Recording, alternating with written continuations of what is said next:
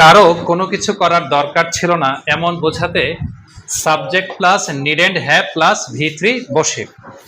এখন আমাকে বলো দেখি, তোমার দ্রুত হাঁটার দরকার ছিল না। You needn't have walked fast. তোমার রাস্তা পার হওয়ার দরকার ছিল না। You needn't have crossed the road. তাদের এখানে আসার দরকার ছিল না। They needn't have come here. এই টাকার জন্য তোমার কান্না করার দরকার ছিল না। You needn't have cried for this money. তোমার বাবার এই গাড়িটা বিক্রি করার দরকার ছিল না। Your father needn't have sold the car. রিজনকে তোমার দাওয়াত করার দরকার ছিল না। You needn't have invited Rejon.